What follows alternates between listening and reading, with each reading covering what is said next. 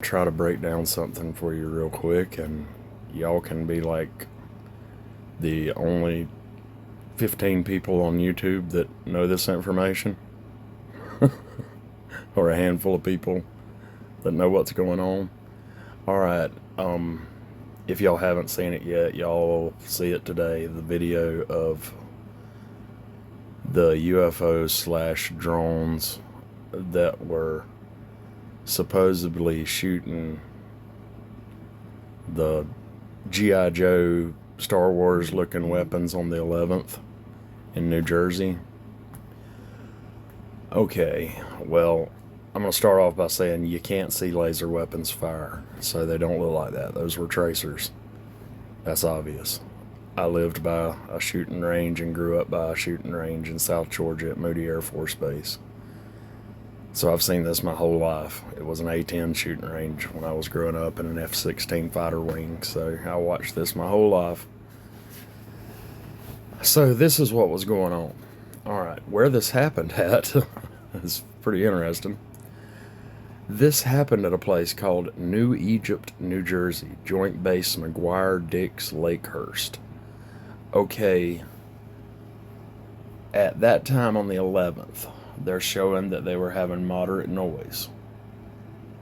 Well, what was going on there was the 305th was having a joint training with Japan in air defense. Here's the article on it if you want to read it, or there you can screenshot it. But here's a picture of the Japanese military. You notice what plane they flew over here? You notice the number on it? Yeah. 9/11. It's funny how they have all these planes with the number 9/11 and they don't get them mixed up. Or 6/11. But you know what I mean. Remember the Afghanistan inflatable plane that was rolling off with the people hanging on to it like it was a Hollywood movie? Was 9/11. This is an ongoing thing. So they're training with Japan. The only reason to train with Japan is China. So those were not drones shooting at anybody. Those were not G.I. Joe laser weapons. That was not real. Now, a lot of this stuff is real. That's funny, Israel. But, I guess that's an inside joke, too inside to be explained to the public for sure.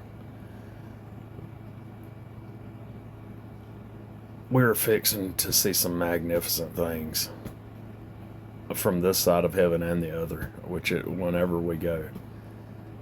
We're sitting around fixing to see the culmination of what the whole population of heaven has been waiting to see. The revealing of the great God and Savior, Jesus Christ.